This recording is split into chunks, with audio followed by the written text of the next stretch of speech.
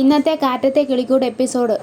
വാ വാ വാ, ഞങ്ങളെല്ലാം കാത്തിരിക്കുക. ഞങ്ങൾ വിചാരിച്ച പോലെയല്ല, ആള് നിസ്സാരക്കാരനല്ല, കൊച്ചു കള്ളാ. എന്തു പറ്റിയടാ? എന്താ ഇന്നലെ എങ്ങോട്ടാ പോയത്? എങ്ങോട്ട്? ശരി, എവിടുന്നാ വന്നത്? മനസ്സിലായില്ലേ? വരുമ്പോ എങ്ങനെ ചിരിച്ചു വരാനുള്ള കാരണം എന്താ? എന്ത് കാരണം? മാറ്, ഞാൻ ചോദിക്കാം. സുഭാഷ് ഏട്ടാ, ഇന്നലെ അഭിനാഷിന്റെ വീട്ടിൽ പോയില്ലേ? ഇല്ലേ? അവിടെ ചാന്ദിനി എന്ന് പറയുന്ന ഒരു കുട്ടി ഇല്ലേ? ആ കുട്ടിയെ പറ്റി അഭിലാഷ് എന്താ പറഞ്ഞേന്ന്? എന്താന്ന് പറ. ചാന്ദിനിയുടെ ചേട്ടൻ അഭിനാഷിന്റെ പ്രപ്പോസലിന് സുഭാഷ് ഏട്ടൻ എന്ത് മറുപടി പറഞ്ഞു? പറ. കണ്ടോ പറയുന്നില്ല.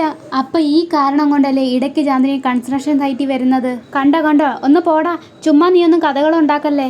അഭിനാഷ് എന്തോ ചോദിച്ചു, ഞാൻ എന്തോ പറഞ്ഞു എന്നല്ലാതെ. ഞാൻ പോവാൻ നോക്കട്ടെ. പോവല്ലേ, അവിടെ നിക്ക്. കാര്യം പറഞ്ഞിട്ട് പോയാ മതി. എന്താ അഭിനാഷ് എന്താ പറഞ്ഞേ? അതോ? പറ. അഭിനാഷ് ഇന്നലെ വീട്ടിലേക്ക് കൊണ്ടുപോയില്ല? പറ.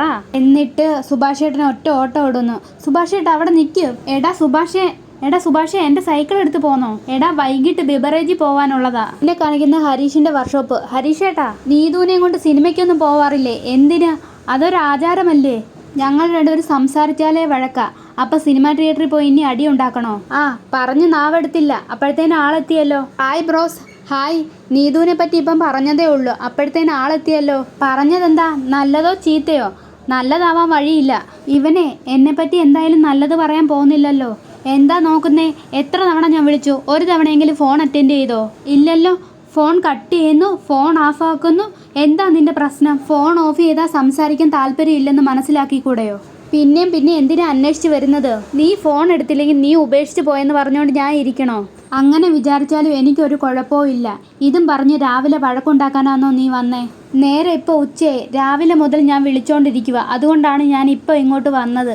ഫോൺ വിളിക്കുന്നതല്ലാതെ നിനക്ക് വേറെ പണിയില്ല. അതാണ് നിനക്ക് നിന്റെ വീട്ടുകാരെ പറ്റി മാത്രമേ ഉള്ളൂ വിചാരം. അവിടെ നന്നായി പെരുമാറാനും സംസാരിക്കാനും നിനക്ക് അവിടെ ആൾക്കാരുണ്ട്. അതുകൊണ്ട് ഞാൻ വിളിച്ചില്ലേലും നിനക്ക് പ്രശ്നമില്ല.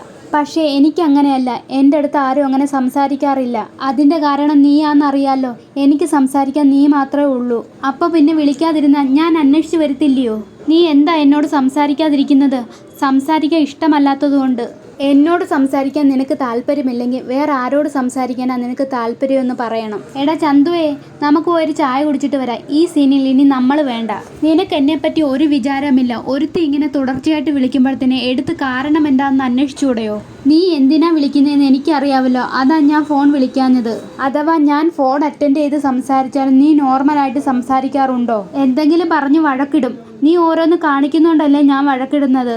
അതുകൊണ്ടാണ് ഞാൻ മിണ്ടാതിരിക്കാന്ന് വിചാരിച്ചേ. നീ ഇപ്പം കയറി വന്നപ്പോഴും വഴക്കല്ലയോ? ഫോൺ എടുക്കാതിരുന്ന ദേഷ്യം കയറി വരില്ലേ?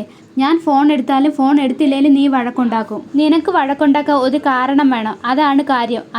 എന്നെ സെൽഫിഷ് എന്ന് വിളിച്ചാൽ എനിക്ക് ദേഷ്യം കയറി വരില്ലേ? 24 മണിക്കൂർ നിന്നെപ്പറ്റി മാത്രമാണ് നിനക്ക് വിചാരം. അങ്ങനെ ഒരാളിനെ സെൽഫിഷ് എന്നല്ലാതെ എന്ത് വിളിക്കണം? നിനക്ക് ആരെപ്പറ്റി ഒരു വിചാരമില്ല. വഴക്കുണ്ടാക്കണമെന്ന് തോന്നിയാൽ വെറുതെ ഓരോന്ന് പറഞ്ഞ് വഴക്കുണ്ടാക്കും. ഞാൻ അങ്ങനെ വെറുതെ ആരോടും വഴക്കുണ്ടാക്കാൻ പോകുന്നില്ല. നീ പറഞ്ഞു ഓരോന്നുണ്ടാക്കുന്നതാ. ഇപ്പം നിന്റെ പ്രശ്നം എന്താ? നിന്റെ ചേട്ടനോട് ഞാൻ വഴി വെച്ച് സംസാരിച്ചു. അതിനിപ്പോൾ എന്താ തെറ്റ്? നിന്റെ ചേട്ടൻ ഏതെങ്കിലും ഒരു പെണ്ണിനെ വിവാഹം കഴിച്ച് മാറിത്തരണമെന്ന് ഞാൻ പറഞ്ഞിട്ടില്ല. എൻ്റെ വീട്ടിലെ പ്രശ്നങ്ങൾ നിനക്കും അറിയാവുന്നല്ലേ? ഓരോ ദിവസവും അവിടുത്തെ കാര്യങ്ങൾ വഷളായിക്കൊണ്ടിരിക്കുക. പിടിച്ചു നിൽക്കാൻ പറ്റാതായി ഹരീഷേ. സുഭാഷ് ഏട്ടൻ്റെ കല്യാണം കഴിഞ്ഞാലേ ഞങ്ങളുടെ കല്യാണം കഴിയത്തുള്ളൂ. വഴി വെച്ച് സുഭാഷ് ഏട്ടൻ്റെ അടുത്ത് എൻ്റെ അവസ്ഥയൊന്ന് പറഞ്ഞുപോയി. അതിനിപ്പോൾ എന്താ തെറ്റ്? എടി, നീ അന്ന് പറഞ്ഞതുകൊണ്ട് മാത്രമാണ് സുഭാഷിയുടെ ഒരു മോശ ബന്ധത്തിന് ഇറങ്ങി പുറപ്പെട്ടത്. നിന്റെ വാക്ക് അത്രയ്ക്ക് സങ്കടപ്പെടുത്തി. അതുകൊണ്ട് മാത്രമാണ് ഇങ്ങനെ ഉണ്ടായത്. നീ ചുമ്മാതെ ഓരോന്ന് അറിയാതെയാ സംസാരിക്കുന്നേ. ഞാൻ നിന്റെ ചേട്ടനോടൊന്നും പറഞ്ഞിട്ടുമില്ല. എത്രയും പെട്ടെന്ന് വിവാഹം കഴിക്കണമെന്നേ ഞാൻ പറഞ്ഞിട്ടുള്ളൂ. അല്ലാതെ ഏതെങ്കിലും ഒരു പെണ്ണിനെ കെട്ടിയാൽ മതിയാവുമെന്ന് ഞാൻ പറഞ്ഞിട്ടില്ല. എനിക്ക് അങ്ങനെയൊക്കെ പറയാൻ എന്ത് അധികാരമോ ഉള്ളത്? നിന്റെ ചേട്ടന് ഞാൻ പറയുന്നത് മനസ്സിലാക്കാൻ ബുദ്ധിയില്ലാത്തതുകൊണ്ട് ഒരബദ്ധത്തിൽ ചാടാൻ പോയി. അതിനിപ്പം ഞാനെന്ത് വേണം? നീ ഇപ്പം എന്താ പറഞ്ഞത്? നീ പറയുന്നത് മനസ്സിലാക്കാൻ എൻ്റെ ചേട്ടന് ബുദ്ധിയില്ലെന്നോ? എടി, നീ ഇതും പറയും ഇതിനപ്പുറവും പറയും. നിന്റെ ഒറ്റ ഒരാളുടെ വാക്ക് കേട്ട് താൻ കാരണം ആർക്കും ഒരു ദോഷവും വരല്ലെന്ന് എഴുതി ഒന്നും ആലോചിക്കാതെ കിട്ടിയ പെണ്ണിനെ വിവാഹം കഴിക്കാൻ പോയ ആളാണ് അയാളിപ്പം നിനക്ക് ബുദ്ധിയില്ലാത്ത ആളല്ലേ? എടി, നാവുണ്ടെന്ന് പറഞ്ഞ് എന്തും വിളിച്ച് പറയാൻ നിൽക്കല്ല്. സോറി ഹരീഷേ, ഞാൻ പെട്ടെന്ന് ഓർക്കാതെ. ഞാൻ അങ്ങനെ മനസ്സുകൊണ്ട് ഉദ്ദേശിച്ച് പറഞ്ഞതല്ല. ഇടി പറയാനുള്ള പറഞ്ഞു കഴിഞ്ഞിട്ട് സോറി പറഞ്ഞാൽ മതിയല്ലോ. എന്താ ഹരീഷേ, എന്നോടൊരു തരുമ്പ് പോലും ഇഷ്ടമല്ലയോ? എപ്പം നോക്കിയാലും നിന്റെ വീട്, നിന്റെ പ്രദേശ്, വേറൊന്നും നിന്റെ ചിന്തയിലില്ലേ? നിനക്ക് വേണ്ടി ഞാൻ എത്ര അടി വാങ്ങുന്നു, എത്ര കഷ്ടപ്പെടുന്നു, അതോർത്ത് നിനക്ക് ഒട്ടും സങ്കടമില്ലേ? ഇല്ല, എനിക്ക് അതോർത്ത് ഒരു സങ്കടവും ഇല്ല. അത് നീ മനഃപൂർവ്വം ആഗ്രഹിച്ച് നേടിയെടുത്തതാ. നിനക്കാണ് എൻ്റെ ജീവിതത്തിലേക്ക് വരാൻ ആഗ്രഹം. അതിനെന്നോട് വെറുതെ വഴക്കിട്ടിട്ട് കാര്യമില്ല. നിന്നോട് സംസാരിക്കാൻ വന്ന എന്നെ ചെരുപ്പൂരി അടിക്കണം. ആയിക്കോ, അതും ഇനി ഞാൻ തന്നെ ചെയ്യണോ? പോടാ. എന്താ ബ്രോ, എപ്പോഴും വഴക്കാണല്ലോ. എടാ പറ്റില്ലടാ, ഈ നാശം പിടിച്ച പ്രേമൊന്നും എനിക്ക് പറ്റത്തില്ല. മാറടാ. എന്താ ഇത്? നാളത്തെ ബ്രേക്ക്ഫാസ്റ്റ് നമുക്ക് ഇഡലി ആക്കിയാലോ? ഇഡലിയും ചിക്കനും. അയ്യേ, ഇഡലിയും മട്ടൻ കറിയും കഴിച്ചിട്ടില്ല? ഇല്ല. രാവിലെ വെച്ച് പിടിപ്പിക്കുവാണല്ലോ. ഗായത്രി കാണാനായിരിക്കും. അതെ, അവൾ അവിടെ വന്ന് കാത്തു നിൽക്കുമല്ലോ. വിഷമിപ്പിക്കാൻ പാടില്ലല്ലോ. അവൾ വീട്ടിൽ നിന്ന് ഇറങ്ങിയപ്പോഴേ എന്നെ വിളിച്ചു. ഞാൻ വീട്ടിൽ നിന്ന് ഇറങ്ങിയ സുധീഷേട്ടാ 10 മിനിറ്റിനുള്ളിൽ ബസ് സ്റ്റോപ്പിൽ എത്തത്തില്ലേ സുധീഷേട്ടാന്ന് എന്നൊരു ചോദ്യം. എന്നാൽ പിന്നെ വണ്ടി എടുത്ത് പൊക്കൂടായിരുന്നോ?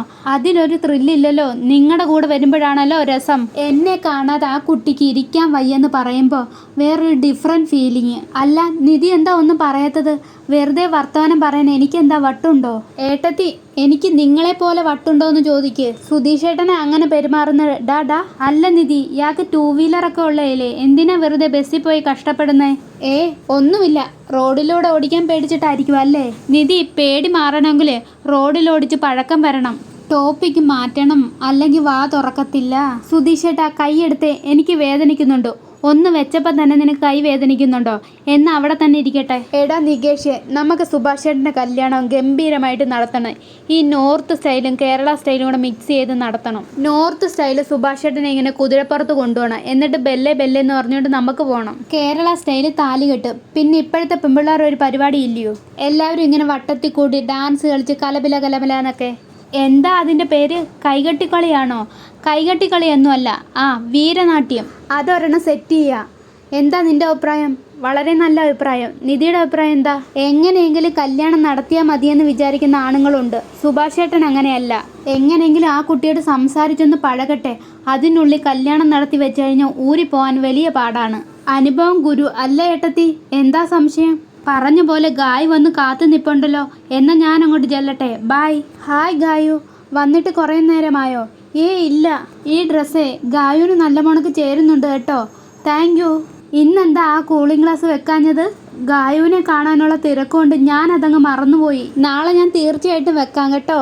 നോക്കിക്കോ മോളെ, ഈ കളിയുടെ അവസാനം നീ എന്നോട് പറയും നിന്നെ എനിക്ക് ഒരുപാട് ഇഷ്ടമാണെന്ന്. പിന്നെ കാണിക്കുന്ന സുഭാഷ് ചേട്ടനെ. അഭിനാഷെ, മഴ കാരണം കുറേ പണി മുടങ്ങിക്കിടക്കുക. ഇപ്പം തന്നെ പറഞ്ഞ ദിവസത്തിനെക്കാളും 10 ദിവസം വൈകി. അടുത്ത 25-ാം തീയതിക്കുള്ളിൽ പണി തീർത്തു കൊടുക്കാന്ന് ഞാൻ എഞ്ചിനീയറിനോട് പറഞ്ഞാ. കുറച്ച് പണിക്കാരെ കൂടുതൽ ഇട്ടാലും കുഴപ്പമില്ല, ജോലി തീർക്കണം. എന്താ കാര്യം? ജോലി നിർത്തിയത് 1 മണിയായി. എടാ, മുഴക്കോല് വെച്ച് സമയം അളക്കാൻ നിൽക്കല്ലേ ബാബു. കൃത്യം 2 മണിക്ക് തുടങ്ങിയില്ലേ? സുഭാഷിന്റെ വായിരിക്കുന്ന ഞങ്ങൾ കേൾക്കണ്ടായോ? ചെല്ല്, സുഭാഷ് ചേട്ടൻ വരുന്നില്ലേ? ഞാൻ ഇതൊന്ന് തീർക്കട്ടെ. ഭയ്യ, വെയിലത്ത് നടന്നു തന്നാ വന്നത്.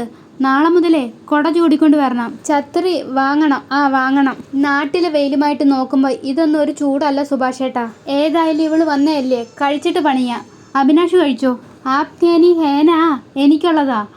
ഉണ്ട്, ബാ ഭയ്യ, കഴിക്കാം. അഭിനാഷിന് ഫോൺ വരുന്നു. Hello, 1 minute.